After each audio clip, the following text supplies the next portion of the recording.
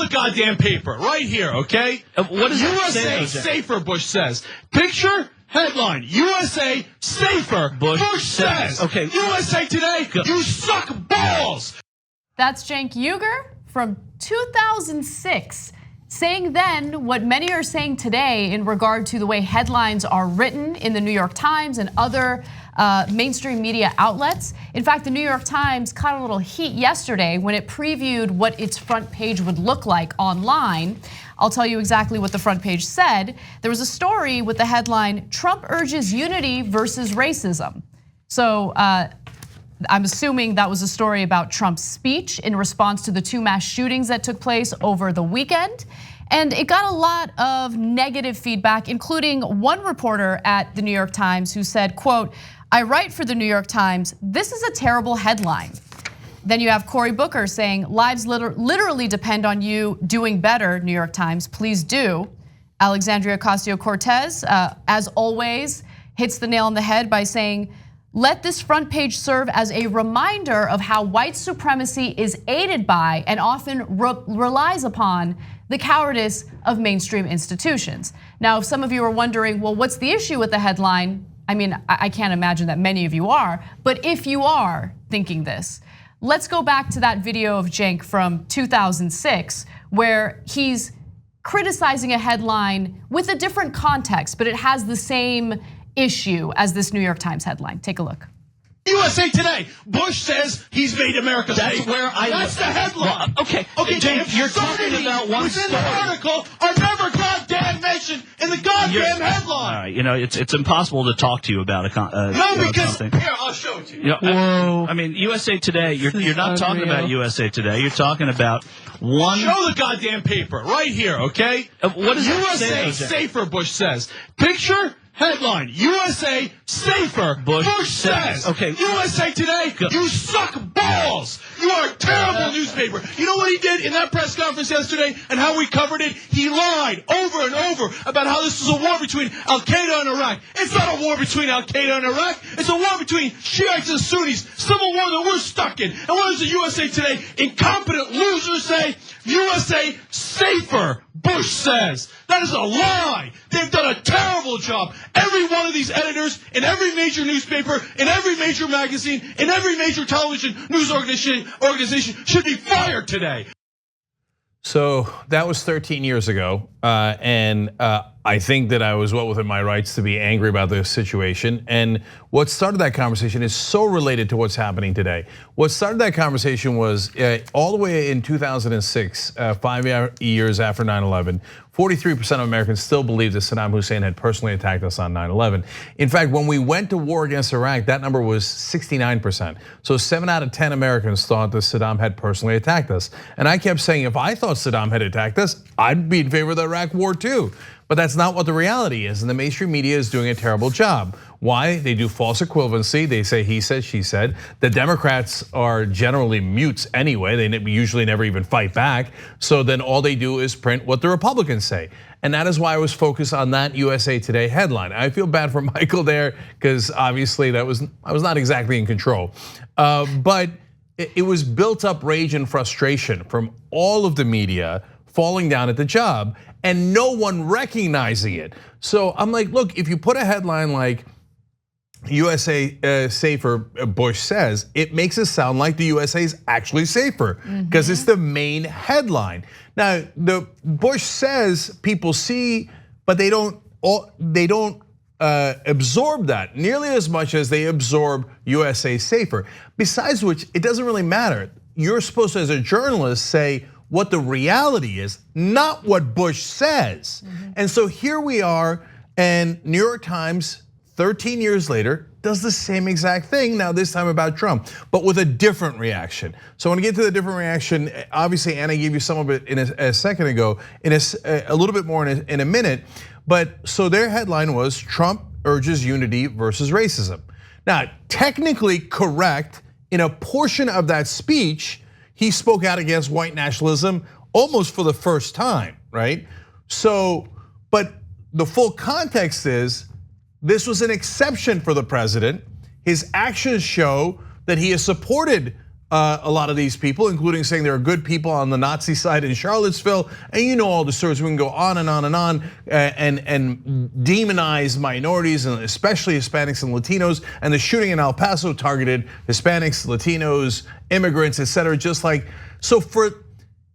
If you put in the article that at some point Donald Trump spoke out against white nationalism, that would be good. It's not just accurate, you need that on the article because he did say that. But if you make that the headline, it makes it appear like Donald Trump is busy fighting racism, which is definitely misleading context. Now, the reason I was in a rage back then is because no one would agree with me.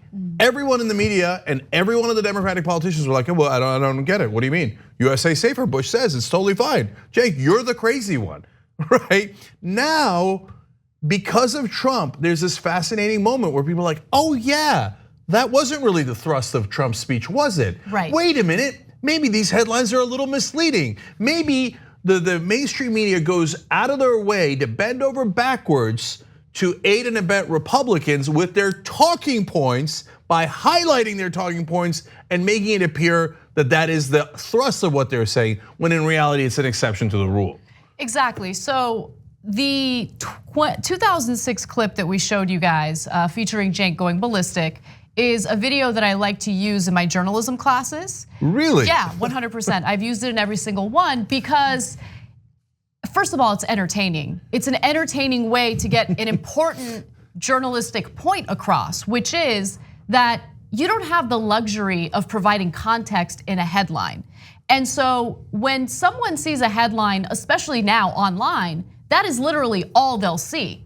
Because most Americans don't live in this hyper politically informed bubble where they live, breathe, eat politics all day long, right? So they're busy, they gotta provide for their families. Most Americans now have to work 2 jobs just to make ends meet. So they're gonna read the headline, maybe if you're lucky, they might read the first paragraph, and that's it. That's how they become informed on these political issues.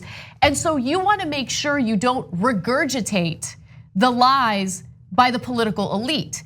And that headline by the New York Times and back in the day by USA Today regurgitated talking points and lies by the political elite. For example, we know that Iraq did not have ties to Al Qaeda. So if the giant headline said, Bush says Iraq has ties to Al Qaeda, technically correct and a terrible, awful, misleading headline. So, and they did that over and over and over again. I'm so thrilled that the battle is now joined. Even establishment figures now, of course, in the Democratic Party because they're so opposed to Trump. But even guys like Nate Silver are like, ooh, I'm not sure I would have framed it that way. Okay, like, wow, you're on the edge, dude, bring it back. So the New York Times responded. Now, of course, the Republicans are upset that the New York Times responded. They're like, how dare you be more accurate? Remember, you're supposed to be politically correct. So then they changed the headline to assailing hate, but not guns. Well, okay, marginally better, but again, not the thrust of the speech. So the thrust of the speech, by the way, one of the things that Trump did in the speech was attack the media. And in his tweets afterwards, he said, it's the media's fault that there was this attack. What? And what did the media do? Because they are cowed by the Republicans. They're like, oh, sorry, he has assailed hate. He is against hate, he's against racism. No, do your job. And what the New York Times has been doing, and if you noticed, so back then I was in a rage over a lot of the media. Now, I specifically talk about the New York Times a lot. And if you watch the show, you'll have seen me do that for a year now. Why the New York Times? They are the most cowed. So it doesn't mean that they don't have great journalism. They do. From time to time, they'll have wonderful journalism. But they are the most intimidated, the most pro-status quo, and pro-establishment. So when an official, especially from the Republican Party, even Donald Trump, who's now the establishment doesn't like at all, but still the New York Times is like, can I say anything against a Republican? Can I say the truth about a Republican? No, right? So the reality is, stop doing the political correctness. Do your job, do objective reporting. Objective reporting would tell you the headline should be, after years of promoting, and you don't have to say racism, but after years of promoting division, I mean, how's that for a really benign word? Trump finally mentions white nationalism. Okay, you're beginning to get there. That's a headline that gives you a much better context for what the story is. Why don't they do it? Because they're afraid. They're afraid. And political correctness is literally changing the facts for political reasons. And that is what the New York Times, the mainstream media, has done for decades in America, because they're afraid of the Republicans. So one more thing. Now, many people are calling for, hey, all the people who write the headlines should be fired. If you go back and watch Cenk Goes Ballistic, the whole video, and my editorials back then, I said fire all the editors, okay? Because it's not the reporter on the beat who's doing the bad job. It's the editors that are choosing the headlines and what to focus on and what to put on page A1 and what to put on page A17. And it's those same editors that are constantly bullied by the Republicans and do political correctness. Right, but I think, look, sure, you can make the argument that the editors need to go, but the editors are a problem of, in my opinion, systemic negligence within this profession, right? And this desire for access, the desire to be politically correct toward politicians, especially on the right, in order to get that access, in order to get those interviews. And also, so you don't deal with, I mean, we've seen how the right wing fights, and they are very persistent. They will harass you to no end, and they will rally the troops, and by troops I mean their followers and their supporters, to join in on the harassment. Look, journalism is not supposed to be like some cushy job. It's not a cushy job. Journalism actually sucks if you're doing it right. Because everyone hates you if you're doing it right. People hate you on the left, people hate you on the right, because the whole point is to tell the truth. And so if you're uncomfortable with that, then don't work in the profession. You know what? Then we must be great journalists. I mean, look, let's keep it real. Everyone hates us, and that's fine, right? You know why? You're supposed to be watchdogs. So here, equal opportunity, because it's reality. If they wrote a scathing headline about Nancy Pelosi, do you know what kind of hate the New York Times would get? Oh, done. They'd get more hate than this. 100%. Okay, then all the establishment is way more pro Nancy Pelosi than they are Donald Trump. They'd all be like, how dare you? That is the beloved, knighted Nancy Pelosi, master legislator, bow your head, right? And then they do political correctness and they need access, etc. Now, it is the Republicans who intimidate the press way more. That's an absolute fact, calling them the liberal media for decade after decade. Now Donald Trump actually going, I would argue, threatening their lives by calling them enemy of the people, right, etc. But the Democratic establishment is brilliant at using access and pressure and intimidation to get the media to be pro-establishment, pro-status quo. That is why the media have great disdain for challengers, non-politicians, outsiders. They always treat them as if they're not worthy. But real Democratic politicians and Republican politicians and incumbents are wonderful and amazing, etc. So that's why, look, I don't feel good about criticizing the New York Times. I want the New York Times to be great at journalism, and from time to time they are.